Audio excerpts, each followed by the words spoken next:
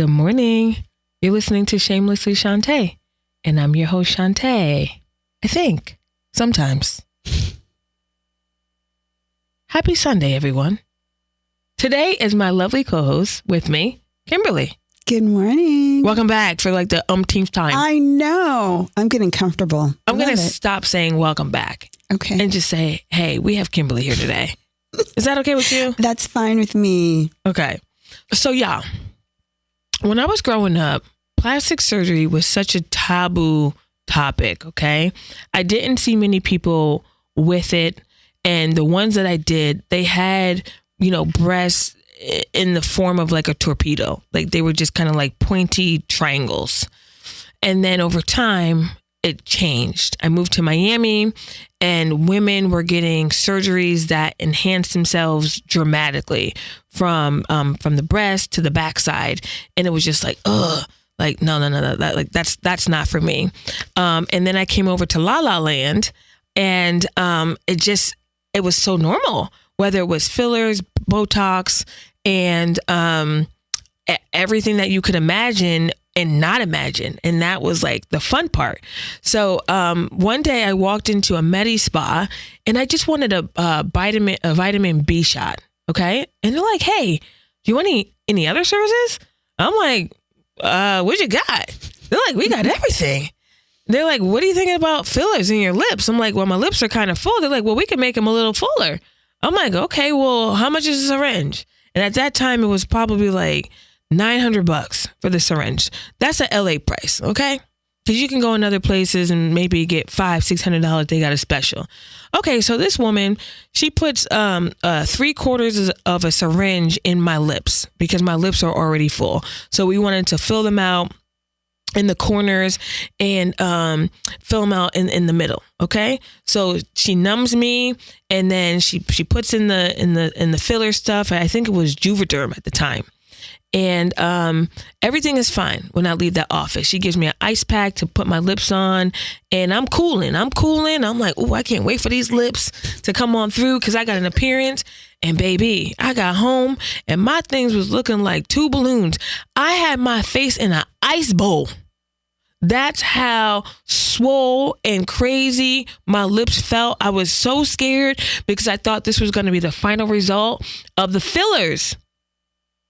I was shook, y'all.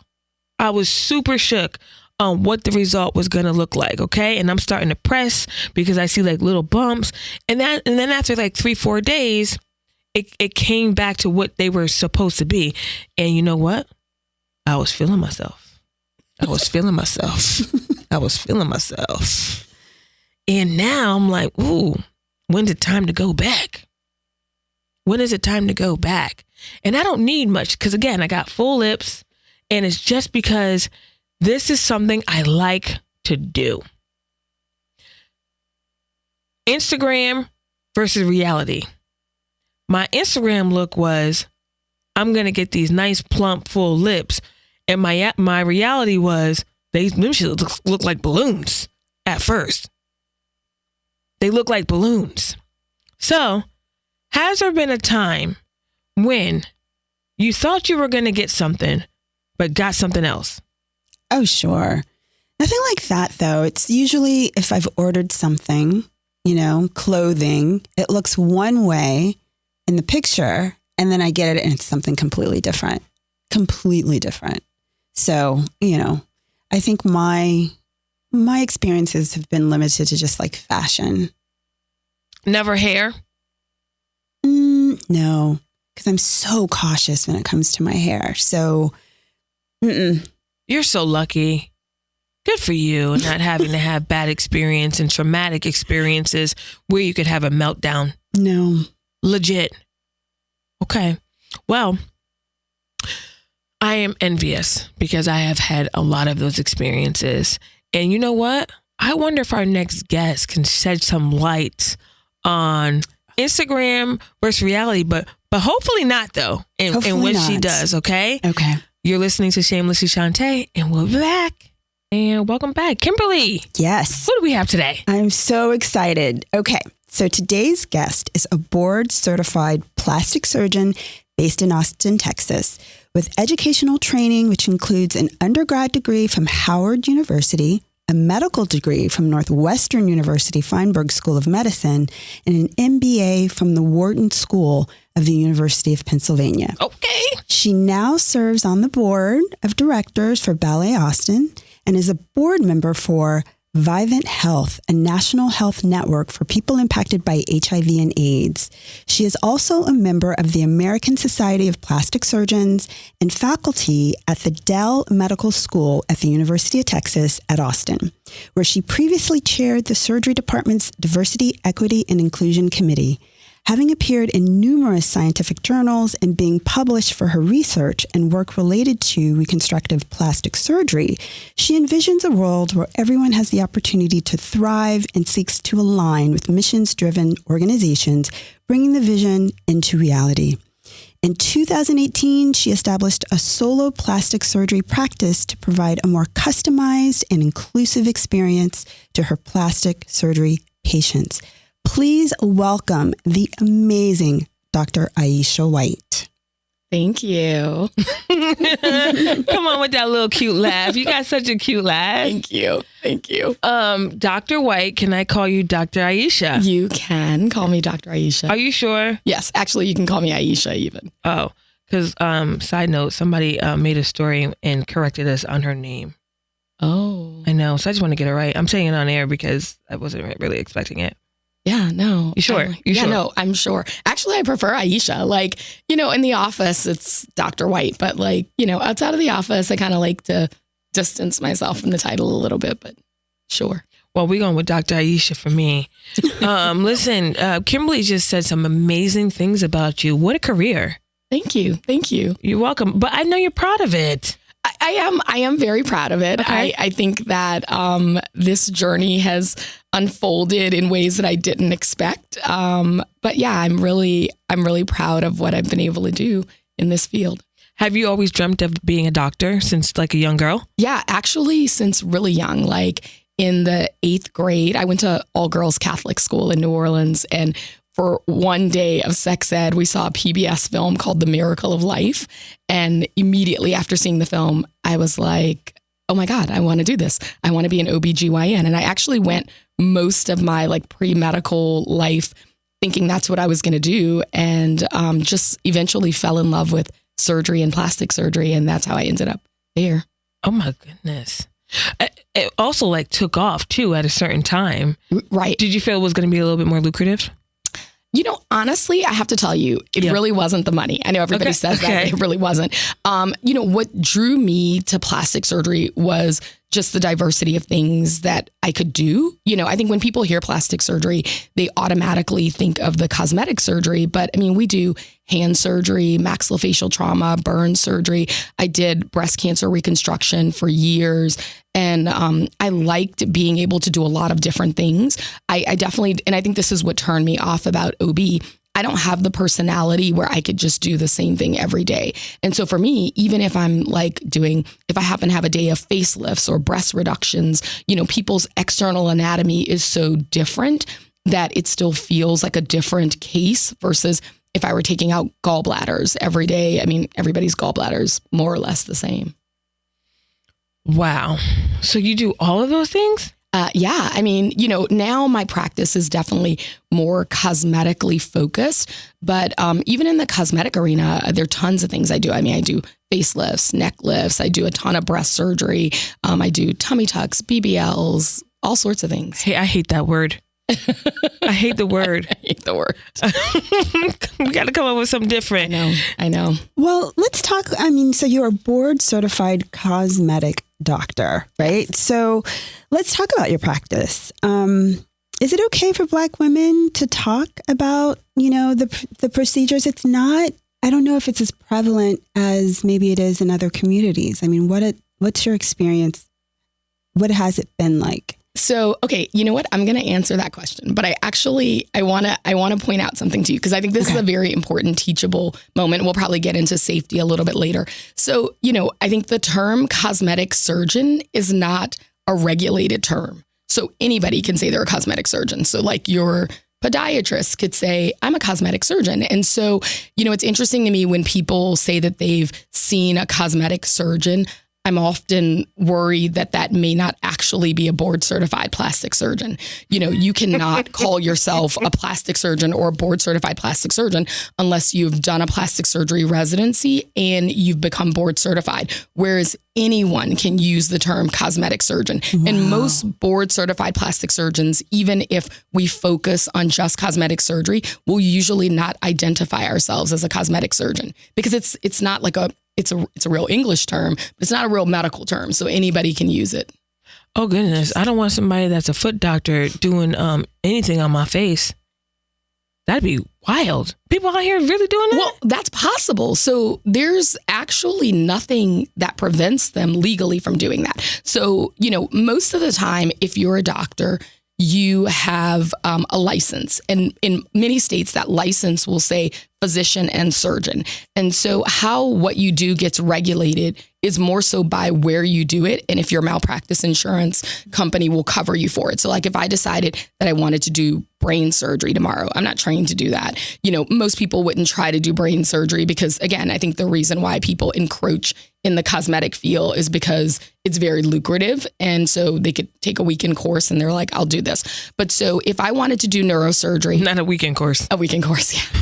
But let's say if I wanted to do brain surgery, the only way I would be able to do it is if I built my own surgery center and then I called my malpractice insurance company and said, hey, I'm going to do brain surgery. Will you cover me for that? And, if they said no, I could still do it. I wouldn't be breaking the law. But obviously, if I had a problem, there'd be an issue because I wouldn't have any malpractice coverage for it. Or they might say, yeah, we'll cover you for it, but at a rate that's much higher than a neurosurgeon. If I went to a hospital in town and tried to get privileges to do that brain surgery, they would say, oh, Dr. White, we're so sorry. We see that you've trained in general surgery and plastic surgery, but we won't give you privileges, the right in the hospital to do surgeries that are not within those fields. But if I built my own surgery center, then I regulate myself and I can do it. And so I think that's how that gets done. But there are lots of people who are not plastic surgeons. And sadly, there are even some people who are not even doctors, but hopefully we won't even have to get into like the hotel room procedures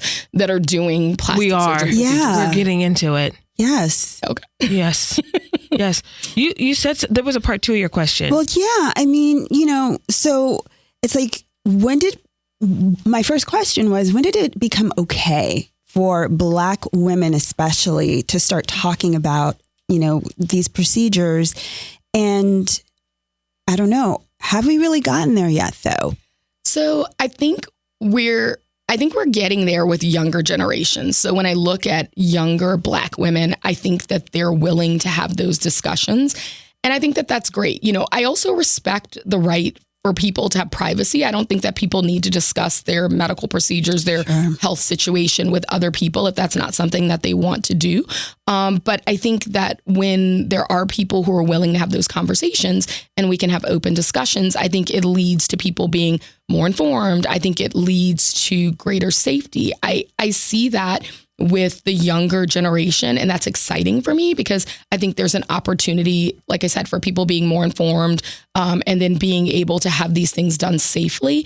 I think there are still, though, lots of communities, particularly with older women and maybe older Black women where, even their best friends and moms don't know that they've had things done, and I think that, again, I support someone's right to their privacy, but it's nice to be able to have the discussions so that people can learn.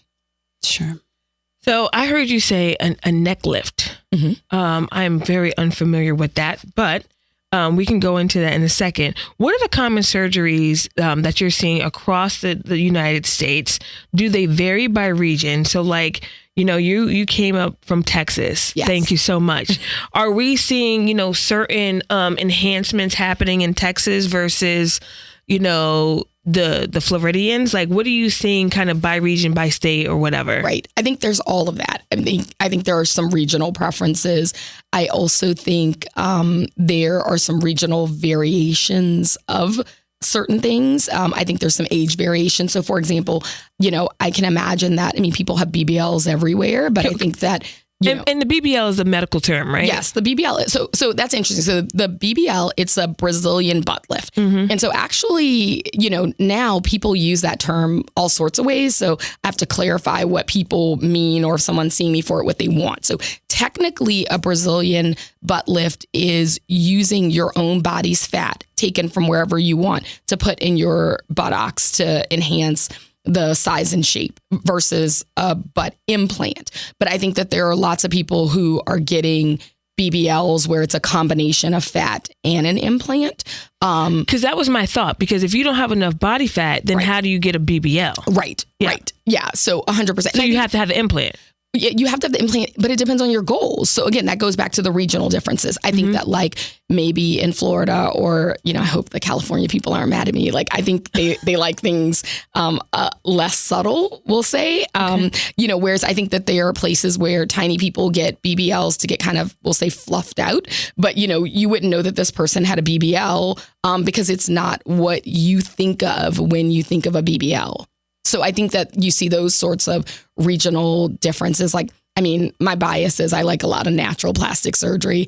I won't call out any states, but I think there's some places where I probably wouldn't be very successful. Because I feel like good plastic surgery should look like good genes. No one should know that, you weren't born with that. No, but then we have on the contrary where women are, I want people to know. Right. And that's not you though. That's not me personally. And in fairness, I don't force that on my patients, because absolutely I'm big on supporting women to do what they want with their bodies as long as it's safe. So if I have a patient who wants something, that maybe is, not so subtle, as long as it's safe, I'm going to do that. But I think that probably when people look at my work on social media or on my website, they're probably, if that's what they want, they're not seeing that. And so they're probably not coming to me. Has there ever been a situation where a client came in and you were like, nope, I'm not going to do that? Yeah, that happens. Luckily, that doesn't happen very often, but absolutely that happens. If someone wants something that I think is going to, either immediately or later set them up for some sort of, harm, complication, that's, I still support their right to have that done, just not by me. Hey. All right. I don't need to bag that bad, she said. Here's that laugh. Do you think with exercising can achieve the same results as the surgeries that are happening? Or are people just delusional? I think it depends on the surgery. So I think if you're talking about weight loss definition, things like liposuction and abdominal etching, where people will have liposuction done in a way to bring out more contours and define. Not the 8-pack with the etching. Yeah, exactly. Stop. Exactly. I think that I think that that's absolutely possible to achieve on your own, but that's going to be with a lot of work and discipline. Yeah. I think that if you have loose skin, no. And I have patients all the time who they're like, my personal trainer said that if I just do more of this, it's going to fix my diastasis, which is that separation of the muscle some women have after. Thank you for defining that word. Or if they're like, it's going to tighten your skin, no. I think that, if you are looking for fat reduction, you can do it on your own through diet and exercise, or you can do it with the help of plastic surgery. If you're looking to tighten your skin, only with the knife. Listen, coming straight from the doctor, and we'll be right back. Okay, we're back with Dr. A. So let's talk about the celebs for a second, okay? Because honestly, I'm seeing some of these. No, you're not, right? This is a platform, freedom of speech here. I see some celebs, right? Let's start with the women who have kids and multiple kids, okay? And they're popping up in bikinis, no stretch marks, no loose skin. How are they doing that? Some of that could be genes. No, ma'am.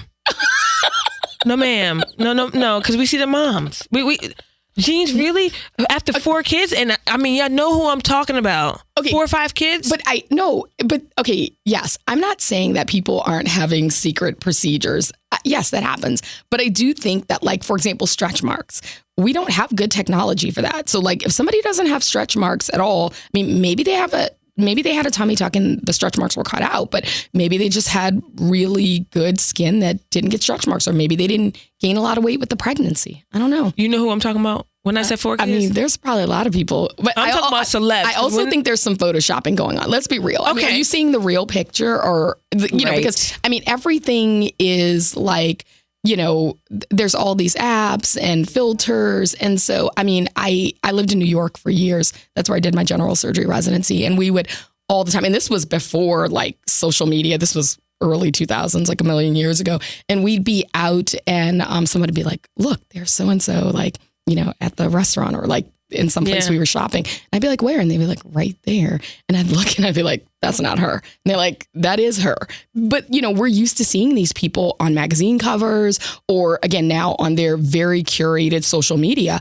But a lot of them don't look like that in person, you know, so maybe the pictures that you're judging have been. I'm not judging. I'm just telling you what my eyes see. Okay. And what other moms and women are just like, how is this possible? You know, they don't have any skin loose. They don't have any stretch marks. And yes, everyone's situation is different. Yeah. But the results is just kind of like, yeah, we really keeping secrets out here? Well, okay. That's my pet peeve. So, you know, we already talked about, like, I'm fine with people, like, you know, not putting their business out there. But I do think that if you have a baby and then like 2 weeks later, you're all over the place, like, look at my snapback body, and you know, you got something done. I think that's unfair. I think that's unfair, because I do think it puts this undue stress on other women who are like, well, why haven't I snapped back this way? And, you know, you did use something to help you, and you're not disclosing that, which makes everyone else feel like, oh, well, you know, why am I not able to achieve this? For real. Does Drake have abs? Are those abs achievable? And how do we feel about men in plastic surgery? You know, I love operating on men. Like, I think that I love seeing men want to look better. I love seeing men care about themselves. And I think that, you know, men have insecurities just like women do. I think that often, though, there's not the safe space for them to talk about that. I think men who have plastic surgery are often mocked, and maybe their masculinity is questioned, which I don't think is fair. Okay, we're going to ask Aisha instead of Dr. Aisha, who loves rap, okay? Oh, I do. I do love me some hip hop. Okay, let's talk about it. Okay. Right? So there was a line in a track. Yeah, recently. Go ahead. What are your thoughts on it? You know, I mean, I think that people, again, are having some work done and they don't want to admit it. But you said Aisha. Aisha, not Dr. Aisha. I know. Can we call Kendrick up to the studio? Maybe he can phone in and help me out with this. Yeah, no, I think that. What did you hear? I mean, I heard people being called out for their fake abs. You know, what did you hear? I heard Drake being called out for it. You know? For fake abs? Yeah, for fake abs. And, you know, and other plastic surgery, which, I mean, again. Like what? Supposedly maybe rhinoplasty. What's that? Like a nose job. Oh, okay. Yeah. So, I mean, you know. What do you think? I mean, I don't know if. Looking at him, what do you think? Well, I mean, actually, you don't see his belly very much anymore. Like, I mean, I feel like he's covered up a lot. I mean, I think when Drake was super ripped, I have to be honest with you, I didn't immediately think to myself, like, oh, I bet you he had ab etching. Like, I just assumed he was in the gym. But, you know, I mean, now people are saying, I mean, there are lots of people are calling out. There's a lot of call outs right now. Go ahead. In the hip hop community. Go on. People, I mean, Megan Thee Stallion's been called out recently. Yeah, but we're talking about men. Right. No, we are talking about men, but we're also talking about like people calling people out, saying like you didn't actually, you know, like it like I love the in the gym versus in the lab. I mean, it doesn't matter. Like, you know, if you can't achieve it in the gym and you want it, I don't think there's anything wrong with going into the night for it. Okay, so if Drake has fake abs, we're all good with this? I mean, I'm good with it, but I mean, I don't have to be good with it. I hope Drake and, you know, his significant other are good with it, or mostly just Drake, even if his significant other isn't good with it. Like, if he's comfortable with his, like, you know, plastic surgery abs, then I'm happy for him. The plastic surgery abs. You know, I think one of the most overrated things in the world is having abs. Because what do they do? Yeah, I mean, I think I agree with you in that, like, they're overrated in the sense that like, unless you're going to walk around without a shirt on all the time, then no one's going to even appreciate them. So, I mean, maybe you're right from like a value standpoint, maybe put your money in your face because that's what everybody's going to see. You're right there. Your money in your face. I love it. Your money in your face. Okay, so money in your face. Will you put money in your face? Yeah, no, I would definitely put money in my face. Where would you put it? I definitely know I'm going to need eyelid surgery. I mean, sorry to call out my dad, but I mean, he's cute, but he has some really droopy eyelids and I definitely have his face. Luckily, I have enough facial fat where I probably don't need any filler, but I mean, I probably will want my neck snatched in a couple of years. Oh, we were talking about this neck lift thing. Yeah. You said your neck snatched. Is it like I can't breathe? Like, like I'm in a wind tunnel. No, I mean, I think that, again, as you age, like one of the things that people will say all the time, like people will talk about like black don't crack. Sure. But it can sag, and so, when you when you look at a youthful face, like that skin is tight and everything's like kind of snatched against the bone and you have this definition. And then as you get older, like everything just gets looser and, and so, I think that, that's a great surgery. I love doing that surgery. I think that's the surgery that I would want to have. Okay. Yeah. Kimberly, are you putting money in the face? I haven't yet, but I mean, I'm open to it. I don't think that it has the same stigma that it used to where you have to be shamed or feel shamed for it. So I'm all about people feeling good about themselves. So yeah, if it got to a point where I felt like I needed a little something, I would do it. Oh, I already did it. You heard my lips in the bowl, right? So that's money in the face, really. Yeah, money in the face. I think that if I started to get a little bit of kind of crevices here, zip, gone. I'm not sure about the rhino word. But I think I am seeing Black women pop up with some alterations there, and nobody's talking about it like at all. It's just like, am my eyes, playing magic on me? So I'm open to it as long as it's the right doctor and they're gonna, have a comfortable process with me. They're gonna be informative. I trust them, and honestly, I want them to look like me. Yeah, Dr. Aisha, I'm curious in your thoughts about people going outside of the United States. And if some of that is maybe the secrecy part, they're going away so people won't know, or if it's a cost thing, their procedures are less expensive outside of the States. But what are your thoughts on that? Do you really, try to have an opinion either way?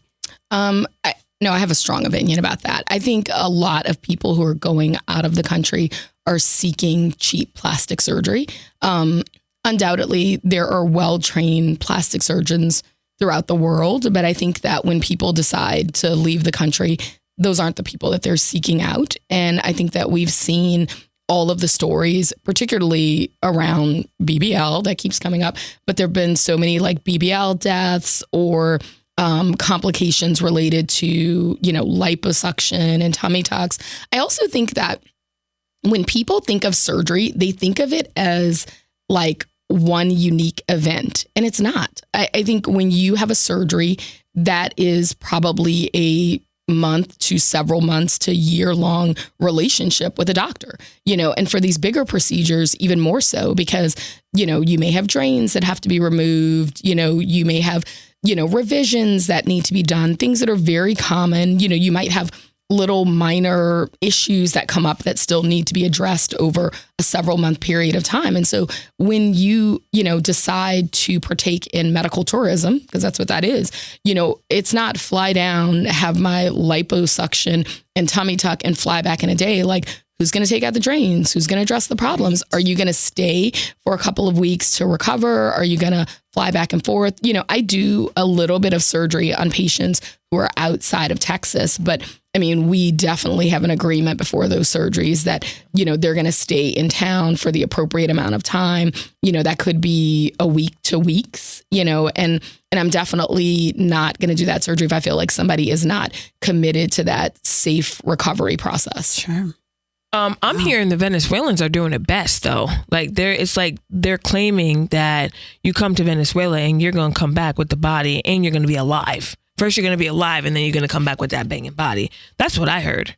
I have not heard that. I didn't realize that the Venezuelans had planted that flag in the ground. But I mean, again, there are lots of, well-trained, talented plastic surgeons all over the world, definitely in South America. Yeah. And that's definitely a place in the world where plastic surgery has always been a big thing. But again, I think that often when people here are leaving, they're not seeking the best. They are seeking the least expensive. I want to go back to the face real quick because it kind of slipped my mind while we were talking about it. But this facial balancing is becoming more popular, making your face more symmetrical. And honestly, my team just told me about it the other day.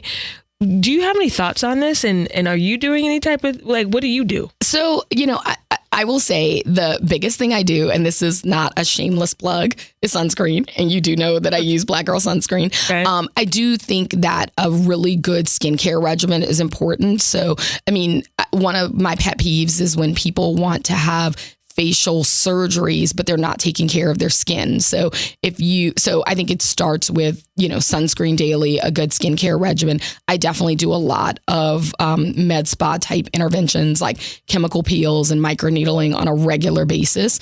In terms of the facial balancing, I think it's important. I think one of the things that I've seen that's been really big a lot lately, like maybe the last 5 years or so, especially with selfies, is a lot of chin filler. And then some people may decide if they don't want to keep coming back for filler to get things like chin implants, because with all the selfies, people are seeing themselves in a profile. Wow. And so maybe they feel like, they don't have good projection of their jaw, or they don't have a good jawline. So the facial balancing encompasses so many different things. But I think because we're seeing ourselves on Zoom, cameras, we're seeing ourselves in selfies, we're seeing our faces at angles that we never have before. I think that's why there's all the interest in these things now.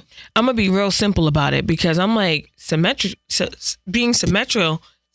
I'm like, well, damn, is my eyebrow up here? Is my eye up here? Like, how are we even noticing that it's not even? Well, I think people are noticing in the pictures. But the other thing I tell patients all the time is asymmetries are beautiful. So you can Google this. And I actually reference this for patients all the time. If you Google celebrities and facial replication or facial duplication, there are these pictures of celebrities where they'll show you what they look like, and then they'll duplicate the right side of their face. So now it's a double right, so it's perfectly symmetric. And they'll duplicate the double left. And then they almost always look most beautiful in the picture where they're asymmetric, because, there are little things that you have that the asymmetry can help to balance out. So for example, when they duplicate, let's say the lower half of the face, if the chin is short on one side and long on the other side, when you duplicate the short side, you have this really kind of weird short chin. And then if you duplicate the long side, then now you have a really elongated lower face that doesn't look right. So, a lot of the most beautiful people in the world, if you start studying pictures and looking at people, they absolutely have facial asymmetry. So I think the idea isn't to necessarily treat the face so that you're perfectly symmetric, but I think it's to add balance where you've lost it. So, other than the chin, another good example of facial balancing may be if you've lost volume in your mid face, in your cheeks. That's something that can make people look older, even if they are not, significantly advanced in age. So if I have a patient, for example, who's a marathon runner and they're 25, they may look 40. Not that 40 is bad, but because they're so lean that they've lost that volume. And when we think about what a youthful face is a face where you have volume in the cheeks and it's fuller. And so by adding, for example, filler to the cheeks, someone could look significantly younger just because you've revolumized them and sort of balanced the features. Got it. Oof. All this stuff. I know. There's so much stuff. But if you overfill, you can look older. Oh my gosh. Yes. Well, but I think the problem with the overfilling is usually happening in people who are older. And, imagine it's like a balloon. Okay. And so I tell people this all the time. When you're young, your face is like a tight balloon, like a virgin balloon that hasn't been blown up yet. And you blow it up and it's all tight. And so as you age, your face, this is so cruel, but it's so true. It's like a helium balloon that's lost air and now it's stretched out. So if you refilled that balloon, it's not going to look like the virgin balloon when you fill it. And so I think people who need tightening, so who need a facelift, are trying to avoid that by like filling that stretched out balloon. And that's how you get that really funny looking person who is overfilled when really they need to be tightened. When you see people, do you think, oh, this person could use this person could use that? Or how are you thinking about people when you see them? Okay, so, I probably get this question a lot. I mean, okay, so for my friends who know me, I mean, I'm so in my own head half the time. Like, I'm not always as present as I should be. So sometimes when I'm like at social events and meeting people, like really, I'm in my head, I'm going through like my grocery list, like what I need to buy, what I haven't done. Like I'm not thinking about it the way people think, but obviously people think that like, as soon as I interact with them, like I am like judging them and analyzing everything they need to have done. No, I'm not. Now, what I think is very challenging for me is when I am interacting with someone who's had some very obvious bad work, particularly in the face. And so trying to like stay focused, but not seem like I'm staring at the problem, which probably leads to a lot of other awkwardness where I'm like, my eyes are darting all over to not focus on something. Well, what if they got like some crazy veneers? What do you do then? It's okay. That is so like I told you at the beginning, like when we opened up with the juvie, like I love beautiful teeth. And so, yeah, like again, like I hate people are going maybe Venezuela too. People are going to South America for the veneers and like the veneers. They going to the farm. Yeah. The horse teeth. Like, I mean, it's gotten, well, because it's like the size is too big. The color is too bright. I mean, it's like, oh my God, like, no, like, we're talking about the problems in plastic surgery. We really need to be talking about these dental problems. The veneers have gotten out of hand. I have a question. Why are dentists still giving kids silver teeth? Do they do that? Yeah, I just saw one. No, and the baby was cursing. Stop. So That's it was. true. I swear, I saw a video. The baby was cursing and she had silver teeth. Okay, so doctors is out here giving veneers and silver teeth. Okay. Dr. Aisha. Yes.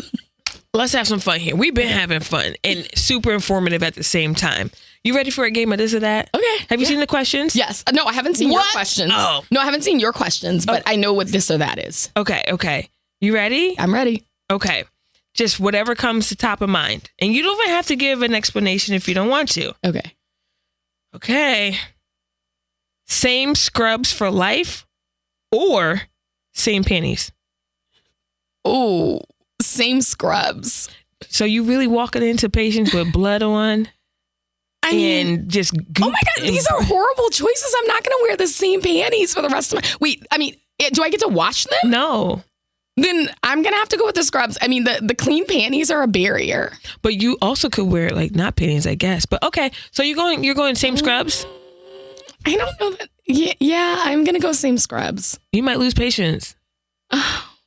I don't want to lose my panties. But you might lose something else if the panties are. She's making me. I'm with underwear. you. Like, so what's your answer? I'm gonna go with same scrubs and have everyone know that I do wear a gown over those scrubs in the operating room. Okay. So the gown's gonna absorb all the blood. So you can still come to me because it'll be clean. And my underwear will be clean. Okay. Okay, I have one. Swimsuit at the hospital or scrubs at the beach? I would have to go with scrubs at the beach. Oh my God. You just walk in and you just see this. Can you imagine? Yeah. Shaking. Yeah. So you can't see us all, y'all, but she's shaking. Like shaking the breast. Like, huh? What, doctor? What do you want me to do? Yeah. Oh my God. Okay. Redo medical school or redo high school? Ugh. Man. That's a hard one. I mean, redoing high school is all of the torture of being in an all-girls Catholic school, but redoing medical school is all the work. You know what? I think I would redo medical school. Okay. Yeah. All right. So receive treatment from a med student or a retired doctor? Ooh. I knew my answer for this. I knew my answer. I think a medical student because because I think well, here's the deal. I mean, what? You guys I'm judging you. I know you guys aren't making this easy. I'm gonna say maybe I could walk the medical student through it. How? You're under anesthesia. What are you talking about? Well, no, you didn't say what the treatment was. Girl, maybe I'm having it under local. You're knocked out. Oh, she didn't specify. I didn't. Okay. I didn't. I'm going retired doctor. Okay, if it was surgery and I'm fully asleep, then yeah, it's going to have to be retired doctor. But I wasn't thinking I thought she said procedure. So I was thinking something less involved. Oh, yeah, let's go to the med school doctor to cut my hair. No. Maybe it was something simpler. Okay. Do charts and notes or your taxes? Oh, charts and notes. I mean, they're a pain, but at least I know how to do them. Oh, fair enough. Okay, be a guest doctor on ER or nip tuck.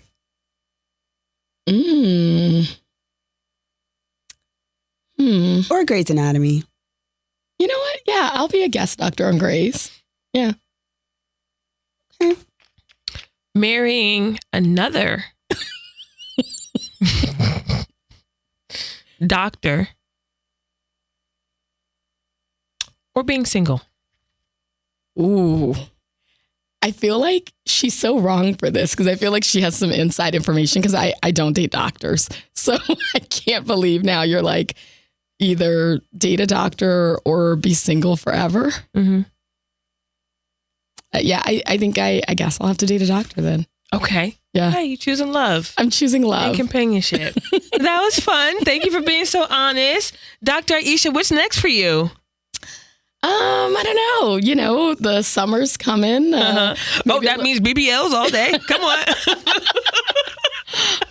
No, I think, maybe a little, I need to plan some vacation time, but nothing else super big on the horizon right now. You just, you know what? Honestly, I think that what you do is making people feel good, right? And beautifying them and walking them through this journey, whether it's through reconstructive surgery or elective. Yeah. And that's so important to so many people. So congratulations on everything that you've done and being a friend of mine. Thank you. Yes. Thank you for having me. This was so much fun. Yes. Thank you for giving us the ins and the outs. Hopefully, I don't got to get it with my neck. No, your neck doesn't need to be snatched. No, your neck doesn't need to be snatched. It's already snatched naturally. I got a neck snatched, a snatched neck. Okay, Dr. A, thank you so much. Of course, thank you guys. You're welcome. Bye. Kimberly. Hey. So what's happening at Black Girl Sunscreen? Yes, so I'm going to talk to you about something hot off the press. Our Black Girl Sunscreen has created the first of its kind Sun Shield UPF 50 gloves. I think that people forget that our hands need protection, right? The skin there is very thin. It's very easy to burn. And so with these new gloves, it protects the skin from UVA and UVB rays. Whether you're walking outside, driving in your car, gardening, or even getting a gel overlay at the nail salon, you need to be protecting your skin, and these gloves do it for you. So think about it the next time you're out, whether you're on a hike or going on a trip, be sure to wear these gloves. They're very, very soft. They're stretchy nylon spandex fabric, so they fit virtually any size hand. So they're universal. You can get them exclusively at blackgirlsunscreen.com. I mean, when she said hot off the press, like hot off the press, baby. This is one of my favorite innovations. Black Girl Sunscreen is literally like the first to do something like this and to think about it in this way. It's also our way of jumping into the UPF category. All of our products are, skin-based, so like a lotion or a continuous spray or even, something for the lips. And with the gloves, it's saying, hey, let's address all of the body parts that we can, right? We have our carriers out there holding that steering wheel, and their hands are getting, sunburned. Maybe not, but it's exposed to the sun. We have our gardeners out there that are wearing gloves. Well, they can wear gloves that have the right fabric to protect from the sun. I even think about jet skiing. You're out there and you're holding on those handlebars.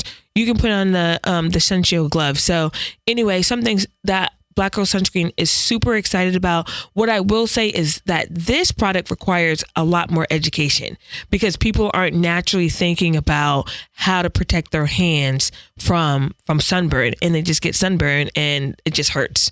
So like Kimberly said, exclusively only at blackgirlsunscreen.com. Check them out. Bye.